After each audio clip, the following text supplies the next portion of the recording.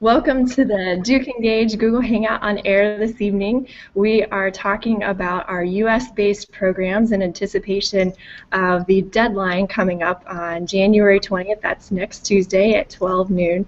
And we have 3 DukeEngage US alumni to talk a little bit more about their experiences and their application process and thoughts that they have looking back on their experience now. So we invite you to join in. Feel free to use the question and answer chat to ask any questions as we go along. We are taking full participation, and we also have lots of questions lined up for these 3 alums to be able to share with you. So let's start with introductions. My name is Emily Durham. I'm Assistant Director for Programs here at DukeEngage. And now I will turn it over to our 3 DukeEngage alums to introduce themselves. All right, good evening, everyone. Welcome, friends, prospective DukeEngage applicants and alumni. My name is Peter Shi. I'm a junior majoring in statistical science and minoring in English literature and computer science. And I did the DukeEngage Detroit program this past summer, which was a fantastic opportunity where I worked with local entrepreneurs to make with their startup ideas and help them with their business models. And I just really felt alive in the Detroit community, and I thought I was really useful, and it really gave me a new perspective on Detroit as a city itself. Like many people, when they think of Detroit, they think of a ruined, decaying city, but it's nothing like that in real life. It's a vibrant, recovering city, and I was so glad to be part of the economic process towards recovery. Hi everyone, my name is Rashi. I am a senior, and I did DukeEngage in New Orleans in the summer of 2013. So for my program, I worked with the Red Cross in their in their outreach department doing disaster preparedness. And so I had 3 different projects that I was working on. The first was geared towards children and sort of teaching them how to prepare for disasters and make evacuation kits. The second was geared towards senior citizens and teaching them all of the important documents and medications that they should take with them in the case of a disaster. And the third was delivering smoke detectors, fire extinguishers, and CO2 alarms to unfurbished homes that didn't already have them.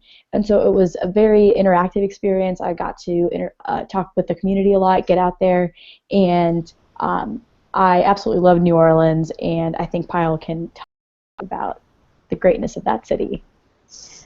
Hi everyone, I'm Pyle. I'm also a senior. I did the New Orleans program this past summer. I worked in a domestic violence agency, which provided many different co-localized services for domestic violence victims. I specifically worked in the teen dating violence program, and I developed a school policy for how high school should deal with cases of teen dating violence, and I presented that to different members of school administrators, and then also members of the Louisiana Department of Education. I absolutely love the city of New Orleans. The culture is very vibrant. I love jazz, so that was like heaven for me. And yeah, the food was great as well. Thank you, 3. So we've got a great group of student alums here tonight that are eager and ready to share more about their experiences. So the first question I wanted to throw out to you 3 is to talk a little bit more about why you chose a US-based DukeEngage program, and why others who might be sitting here thinking about DukeEngage for this summer, maybe some reasons that they hadn't thought of about why service here in the US is really important, and the strengths of our many and diverse programs here at DukeEngage. Sure, well, I'll start. Rashi, you can start. Oh, no, Peter, go ahead, please. Okay. So I think many people, when they apply for domestic programs, some people do it just because they were kind of turned down from an international project. But I think many people fail to realize that there are many unique advantages for the domestic programs itself. Like me personally, I applied for 2 domestic programs, opting out of an international program entirely. I'll list, I think one of the main advantage is that unlike in international settings, when you're working in the U.S., you can get your feet wet immediately, and there's no cultural barriers, very little language barrier. You can more readily get engaged with your community in general, right as you land on the work site, and I thought that was something I was really drawn towards. And another thing is that it's easier to stay connected with your supervisors, with your community partners after you leave and go back to Duke, because well, there's a variety of reasons.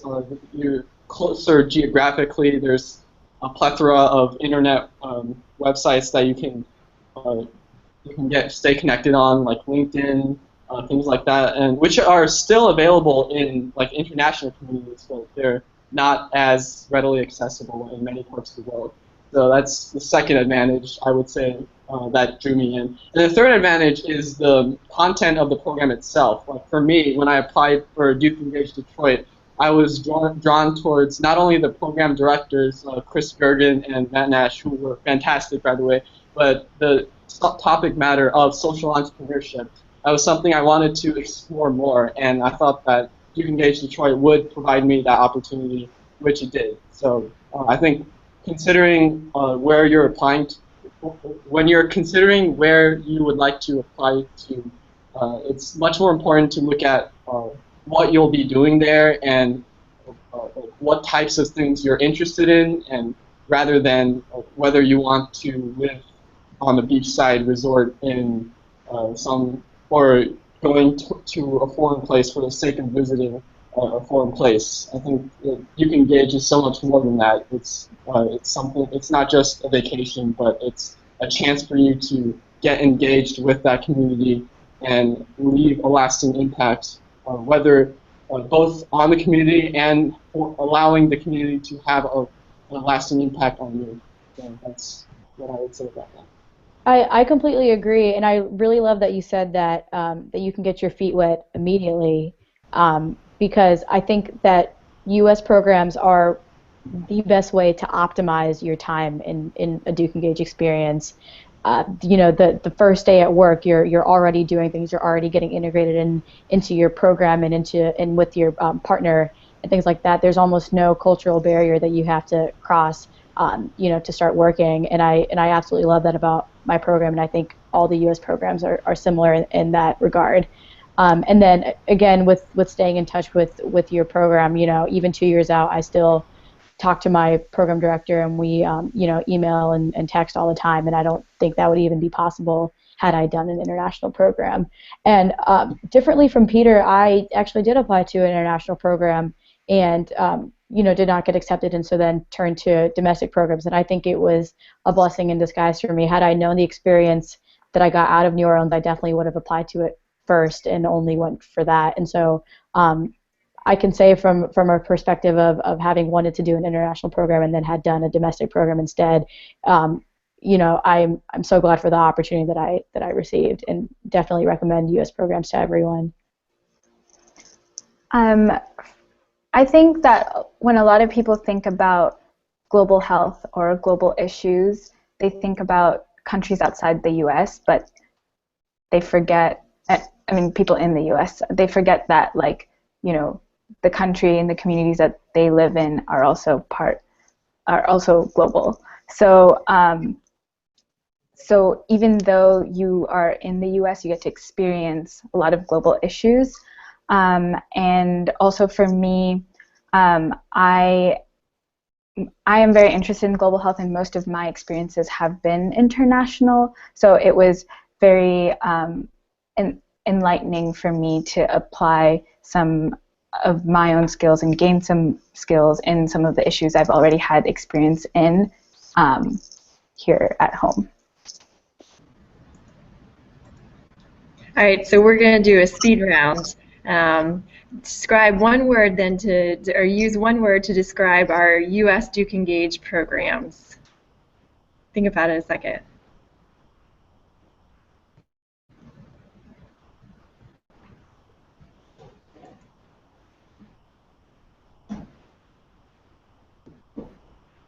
Peter? I would say captivating, unforgettable. Well, that's two words. But it's just unforgettable. I'll never forget it. It'll be part of my essence. It'll be part of my soul for the rest of my life. And I'm not just saying that for the camera. I actually do. All right, Rashi. I would say accessible, and I think it speaks for itself. Kyle. I would say enlightening.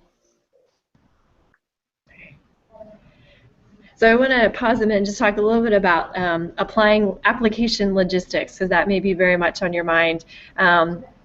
It should be on your calendar January 20th at 12 noon Eastern Standard Time. The application is due online. We do not, unfortunately, accept any late submissions, so that is a firm and fast deadline, and really important that you make sure that you leave yourself time before you press the submit button. A couple words of wisdom. You know, it's always good to work on your application in Word, and so that way if something happens to your application online, you've got those responses that you can easily copy and paste back in, because sometimes if you do leave your application on your browser for too long, it will time out and you will lose your responses. Also pay attention to the character count. It's really important. Don't wait until the last minute to see if all of your wonderful words will fit into the limited space that is provided on the application. You will not be able to submit if your answers fall over the character count. So, and spaces do count if you are curious. One other thing to remind you all about, there is a spot on your application for a reference. Now this can be someone who is a faculty member, it can be someone who's supervised you before here on campus, it can be a staff member, but it cannot be, you know, a peer, someone your own age, a friend, and this should be somebody who knows that you're applying for the particular DukeEngage program and could speak to why you would be a good fit for that program. So it's always a good idea to ask somebody before you put them down as a reference on the application. They do not, however, need to submit a recommendation letter. They would just need to be prepared that if a program director wanted to call them and talk about you with them a little bit, that they would be prepared to do that. So let's keep going with a couple more questions here. Curious to ask you three a little bit more about why you chose the program that you did, and if you have any general advice for students that are thinking about applying, how would you advise them to think about choosing a specific program to apply to? Well, what I liked about the New Orleans program is that it was sort of public health, public policy oriented, which is something that I'm very interested in. And so I think when deciding what program to apply to, definitely look at the scope of the program and what its sort of missions are, in a sense, to see if you align with that. I think Peter said it really well. Don't apply to a program just because of its location. Make sure that you are passionate about the cause and about what it's geared towards, and then look specifically at the different program sites that you could be paired with. Is there something that you're interested in, something that you could see yourself at? It's really important to be a good fit for the program as well as the program to be a good fit for you.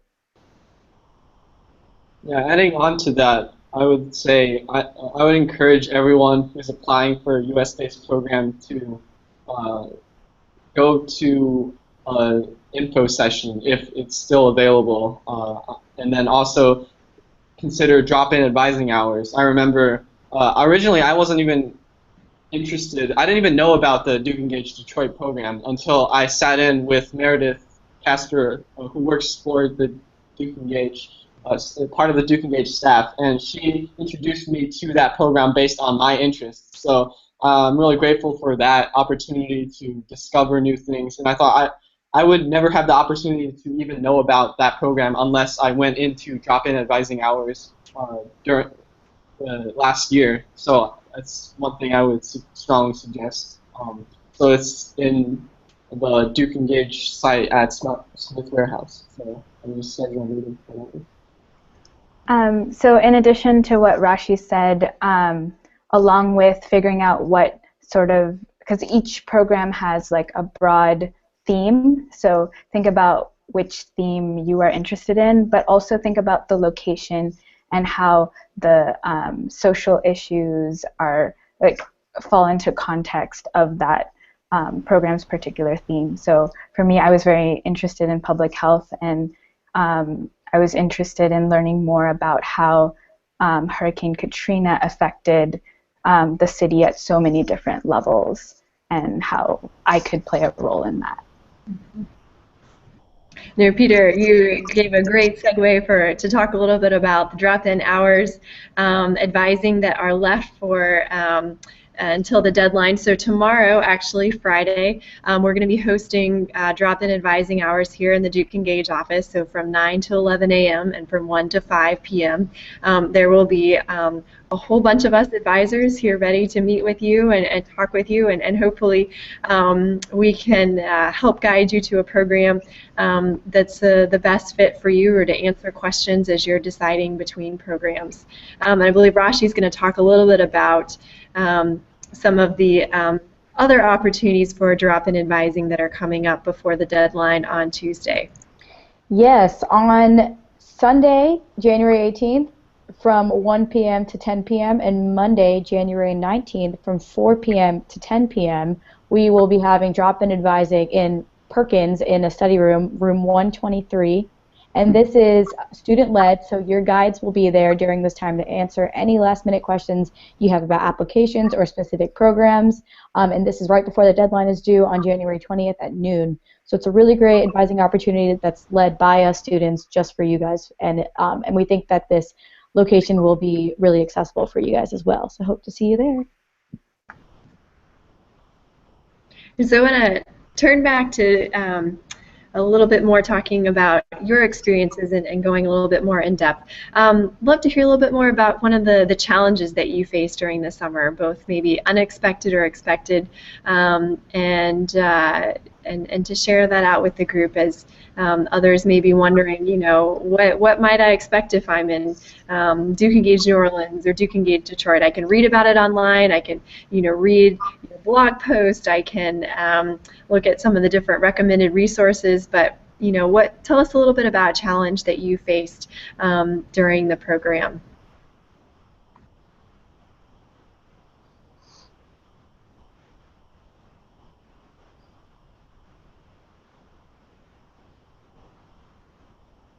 I can start.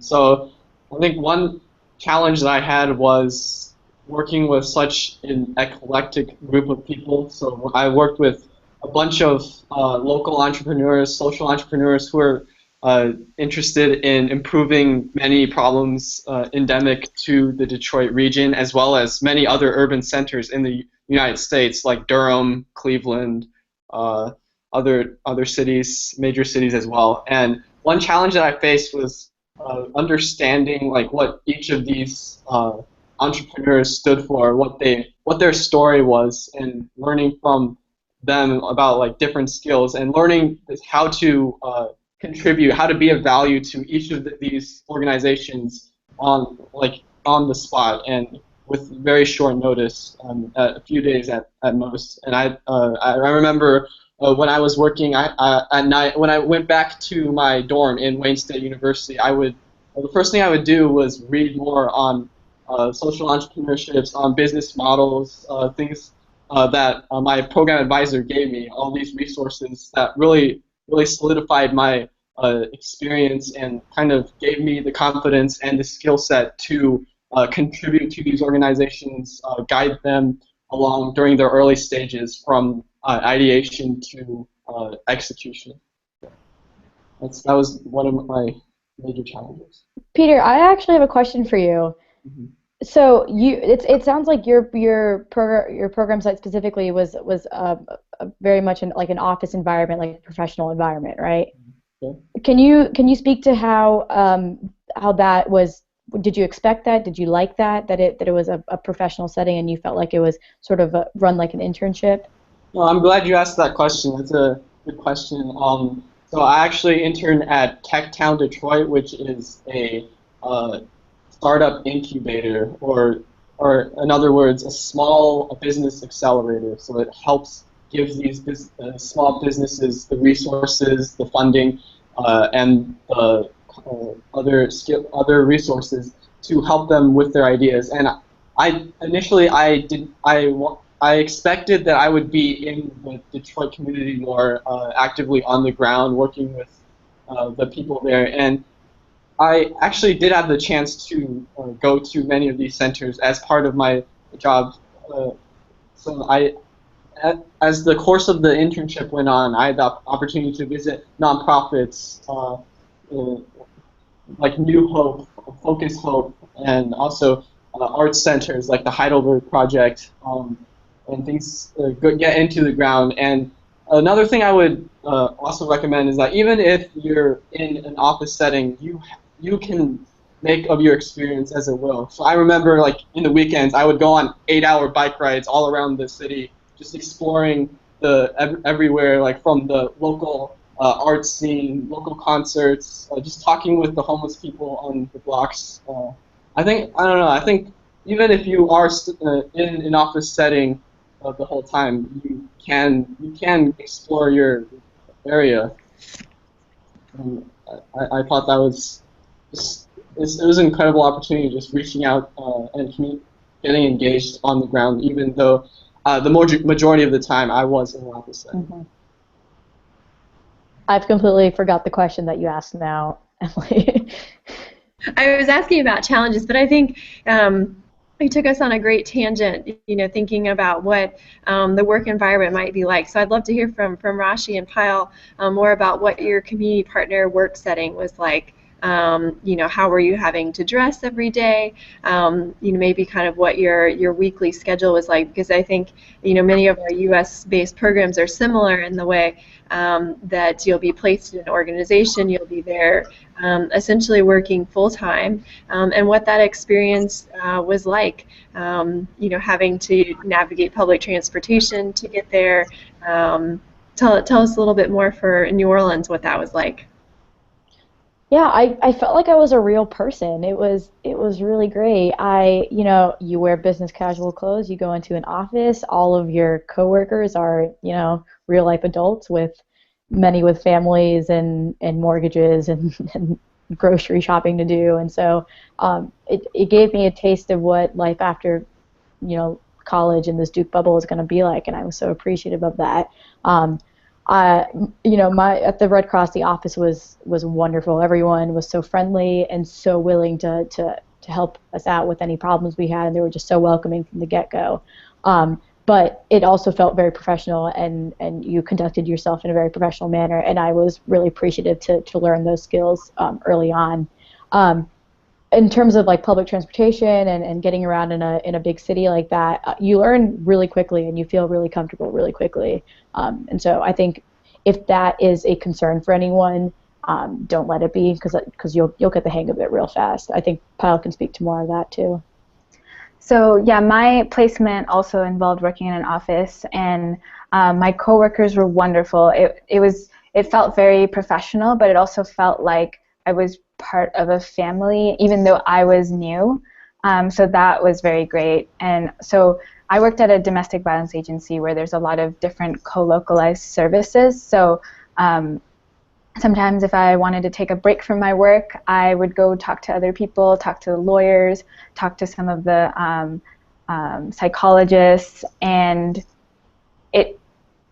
everyone was so willing to like explain to me what they were doing and how that fits into like the context of victims of domestic violence, and that was really great. And I really felt like even though I did work in an office, I did have a chance to really go out in the community, since my project did involve working with schools. My supervisor and I, we drove out to different schools and talked to different administrators, and I got to visit different schools in very different areas, and that was very eye-opening. And I also had plenty of chances to go out and explore the culture of New Orleans, and it was really great. Just to add on one more thing, I think it's really easy to come out of college not learning any professional skills, and I think that DukeEngage, and especially these U.S. programs offer you an opportunity to do this in a really comforting and controlled way, and so I was really appreciative of that as well. I'm curious about your experience, Pyle. Like, how did that contribute to, I would say, like your story as a whole? Like, how did you mentioned that you went with your supervisors to explore the different kind of work sites. So, like, how do you think that contributed to your skill set now, both professionally and and otherwise? Tell us about your story, Pyle. So, previous to my experience in New Orleans, I never had any experience in policy or domestic violence. So I felt like on the first day, I felt like someone dropped me into an ocean of information. But I learned really quickly, how to get help, who to get help from, where to look for information. And I was really able to feel like I was very grounded, even in a field that I didn't have very much experience in. So that skill, I feel like I can translate to work outside of policy and domestic violence. So that was a really valuable experience that I gained from that. And then I reached the point where I was comfortable explaining those skills or the knowledge I'd gained to other schools and really bring the policy into context of interpersonal violence in adolescence. So it was not only learning myself, but expressing that knowledge to other people as well. So I think that was very valuable for me. So there's actually a great question asked tonight at one of the DukeEngage week sessions about what makes DukeEngage, doing a DukeEngage group program, different than just finding a community partner on your own, setting up your own volunteer placement. So I'd love for you all to talk a little bit about what made the group program experience different and unique, both the challenges and the things that you really took away from that experience.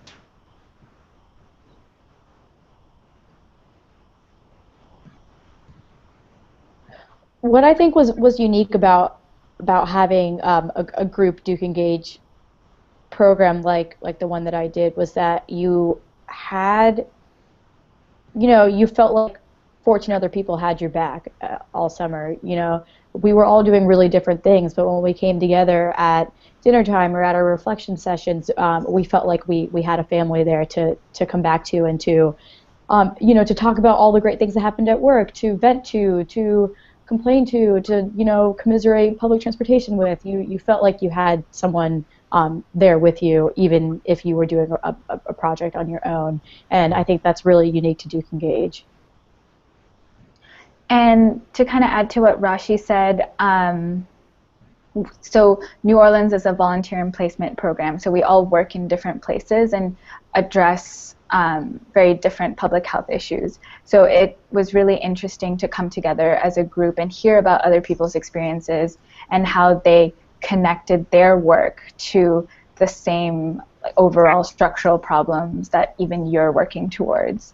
So that was very eye-opening as well.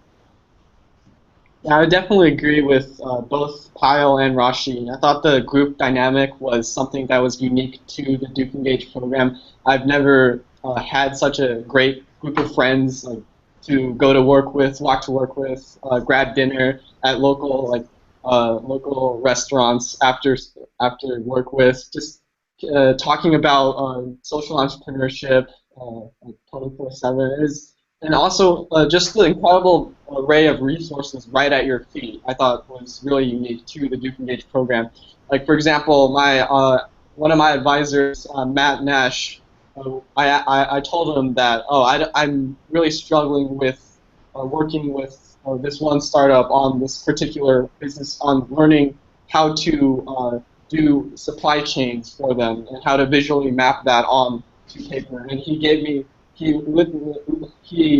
so he ordered a book on supply chains the next day, and he connected me with a Fuqua business school professor the next week, and who was an expert on supply chain. So I don't think that that happens every day. I thought that was really just incredible opportunity and something that DukeEngage, that happens in DukeEngage on a regular basis. And also with having a group around you, even though you're only working at one specific site, you feel like you have experienced all of them because everyone talks about them so much, and I think that's really wonderful. And you know, forever after DukeEngage, you'll always have someone to talk to about DukeEngage because you know that you'll love to talk about it. So I think that's really great.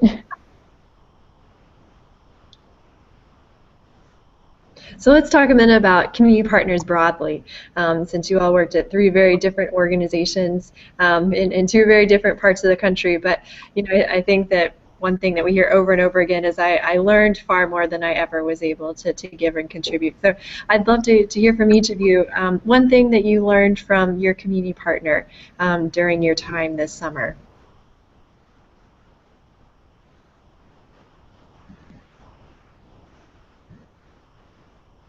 Well, for me, I learned to not like accept failure and embrace it as like a natural course of life. I think I just from observing these entrepreneurs and these people, these very passionate individuals. Many of them are college students, recent college grads. There were some middle-aged people as well, most notably a fireman and a retired preschool teacher.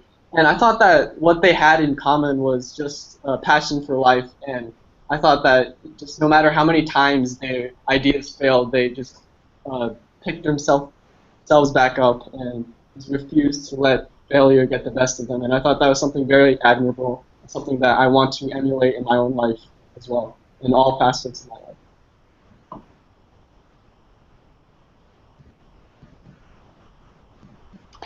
I think one thing that I took away from my community partner in just all the planning and organization that I did was to sweat the little things.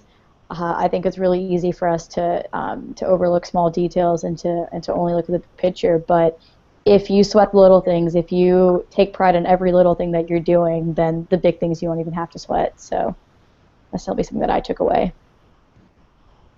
Can you elaborate on that? I'm not really clear. So we did a lot of planning outreach events, and so that entailed emailing like a summer camp, and then you know, getting in touch with them again, and then coordinating when and where to meet. And very easily, I could have, you know, not done that second step of emailing, and I would have, you know, lost that specific summer camp, which you know wouldn't have been a big deal for that summer, but for every subsequent summer to come, that one resource would not have been connected with the Red Cross since then. And so, by being very detailed oriented and by following through on every single, you know, thing that you're doing, you are setting up the next summer for success and for every subsequent summer after that.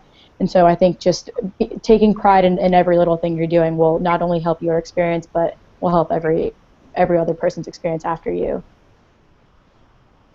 So for me, I spoke a little bit about some of my challenges, but what I really learned from that was confidence and independence and how to take initiative in a very unfamiliar setting, and just really how to adapt. All 3 very, very good things and good lessons to keep and continue in life. Returning to talking a little bit more about the logistics of applying, wanted to share what kind of happens after you submit your application. So your program director will be reviewing all the applications that have been submitted for your program, and then you may be contacted for an interview during that time. It may be with the program director, it could also be with a community partner. So you'll find out on February 19th if you have been accepted into the program that you have applied to. And then you have about a week to decide whether you do want to participate. And it's really important during that week to really make sure this is something that you want to do 100%, that we want students in DukeEngage that are committed to their programs, but more importantly to their community partners. Because once a community partner is expecting a student, they're counting on you to be there because they have important work that they are hoping something that you're going to be able to contribute with.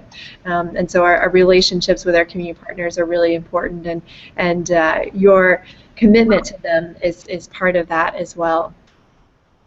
So let's turn back to thinking about kind of now. So Rashi, Peter, and Pyle are all part of our guide program here in DukeEngage, and so it's an opportunity for DukeEngage alums to continue their involvement with our office and our programs, and an opportunity to take a leadership role in thinking about ways that we can better connect with students, provide better preparation and re-entry, provide deeper and more immersive experiences that connect across with our community partners. And so all three have made a commitment to continue their service, and so are joining us in that role today.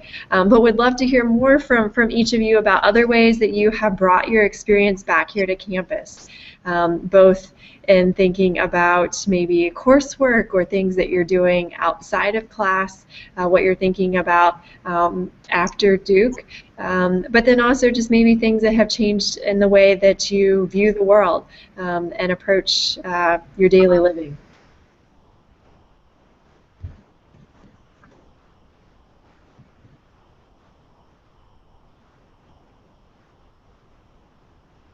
Tough question, you guys are thinking.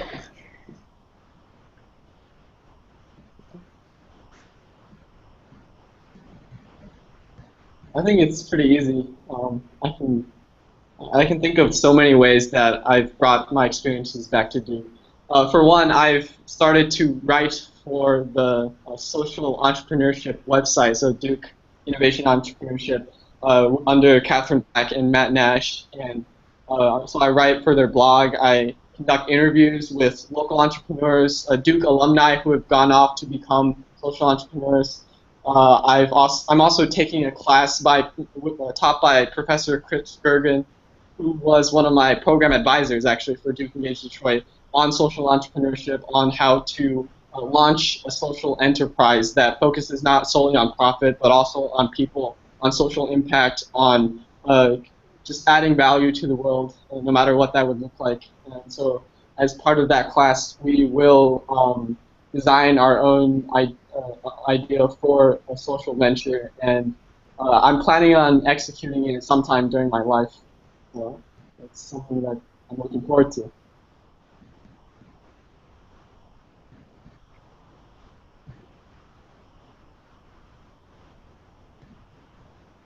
Well, I'm still thinking, if you have an answer. So for me, I intend to do an MD and then a Master's of Public Health on top of that, or a Master's of Public Administration. So as a physician, I intend to do a lot of work in public health. And so my experience in New Orleans really gave me a deep understanding of one domain of public health, and I intend to continue exploring to really inform how I wish to engage in the field as a professional. And so, yeah. Well, so I'm thinking in more general terms. I think that my DukeEngage experience basically redefined, what service meant to me. I think prior to going to New Orleans, I saw service as, serving a community or a population or a person and improving their situation in some way. And through New Orleans, I realized that service is about connecting with the population, figuring out so understanding what they need, not what you think that they need, and then helping them improve their own situation. So, never did we outright give someone something or give someone a flashlight or a first aid kit or a set of matchsticks. We taught them how to make evacuation kits. We gave them the tools to make their own evacuation kit and gave them the knowledge that they need. And so it sounds really simple, but my entire mindset about service was completely changed.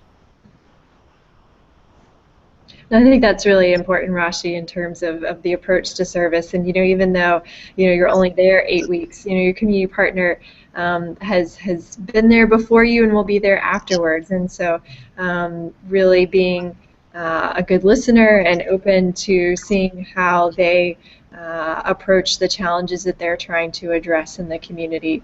And you're right, empowerment is really important.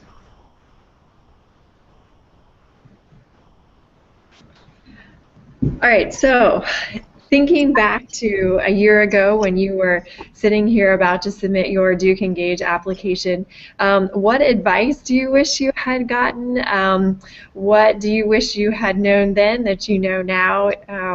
What would be maybe a helpful kind of tidbit for somebody getting ready to hit the submit button or working on their applications right now for the January 20th deadline?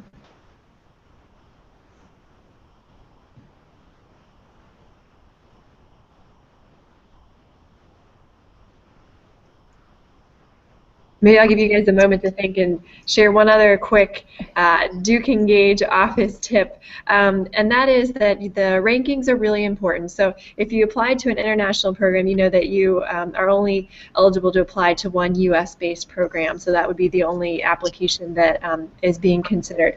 However, if you're applying to 2 US-based programs, that ranking is really important and comes into play. So whatever you rank as your first choice, you cannot change once you submit your application.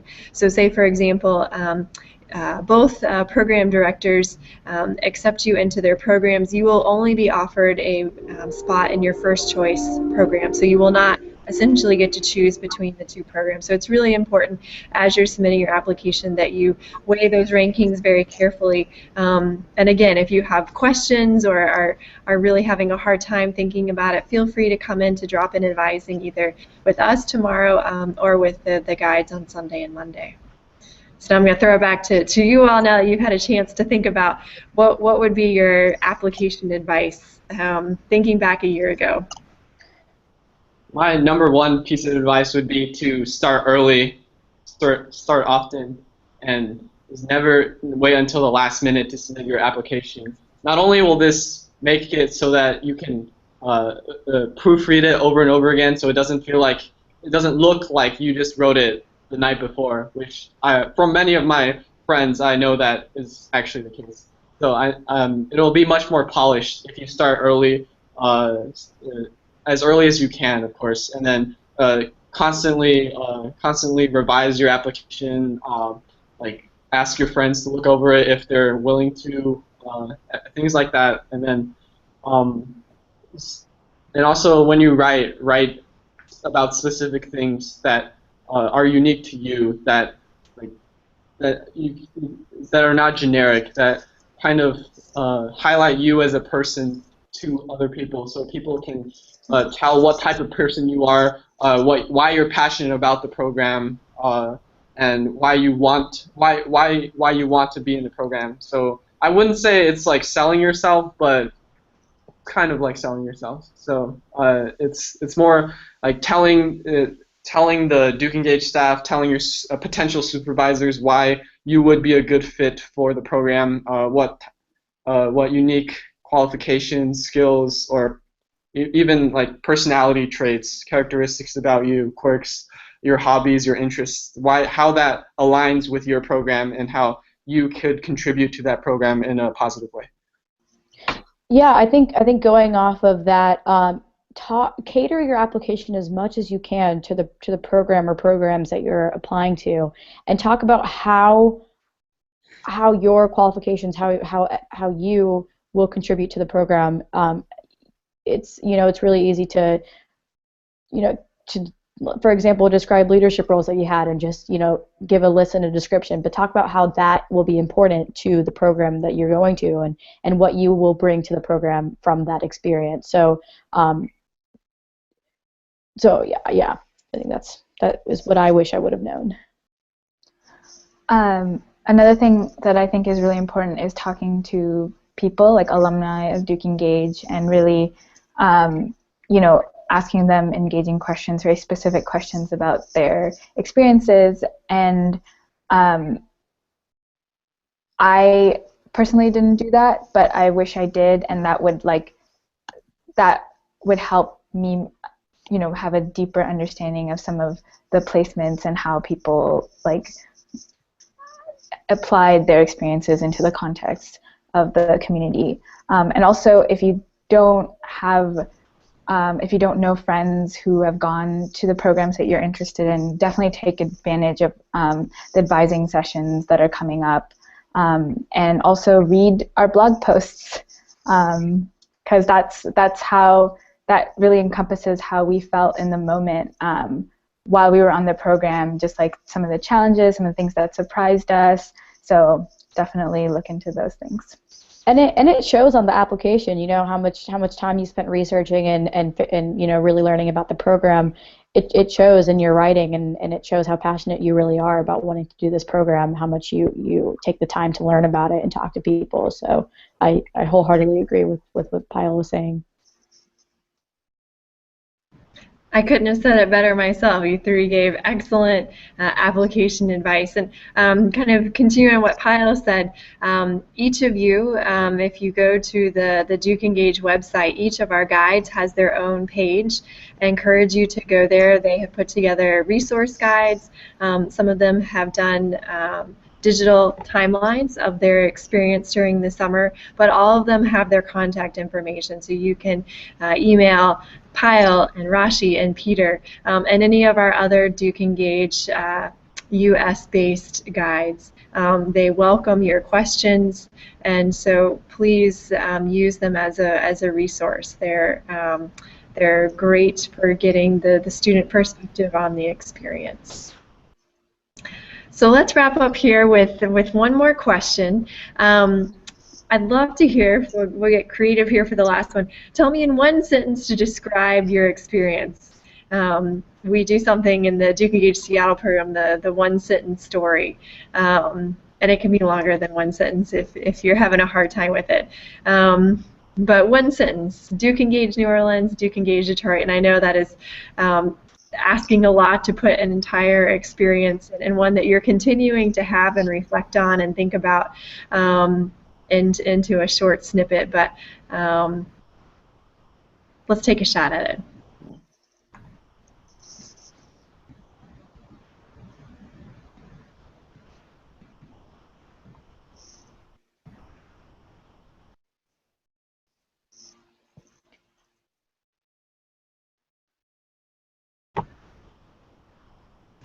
My sentence would be a quotation by Pablo Picasso, which goes, "Everything that you can imagine is real." And I thought that quotation fit my experience very well, because everything that I thought it would be, it exceeded my highest, wildest imagination, and everything that I thought would be possible was not only achieved but also exceeded. So I thought, and it gave me, just participating in this program gave me the sense that everything that I can think of can be achieved in my life, as long as I take the right steps towards doing that. So I'm really grateful for that this experience.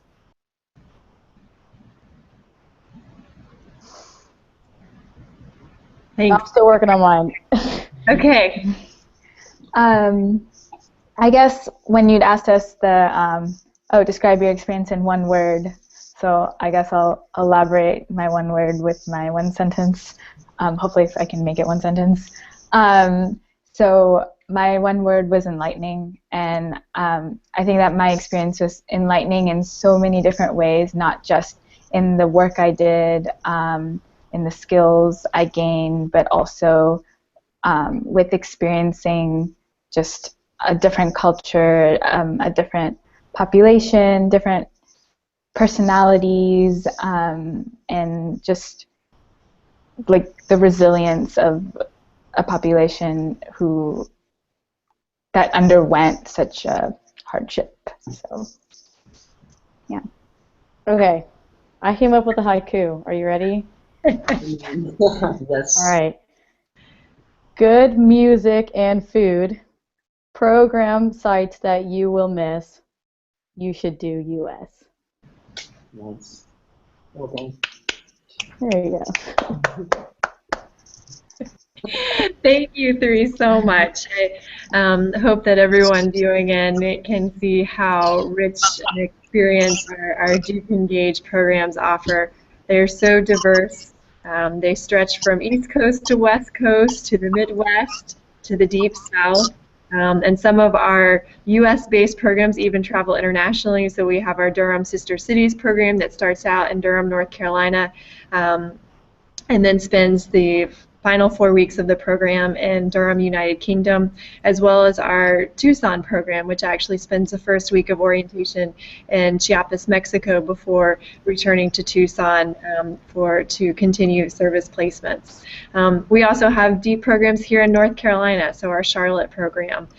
So our programs encourage you to read about them on the profiles, talk to our guides, use the resources, and make sure that you get your application in by January 20th. That's Tuesday, next Tuesday at 12 noon Eastern Standard Time. So thank you so much to our guides, to Pyle and Peter and Rashi, for joining us tonight, and for all of you.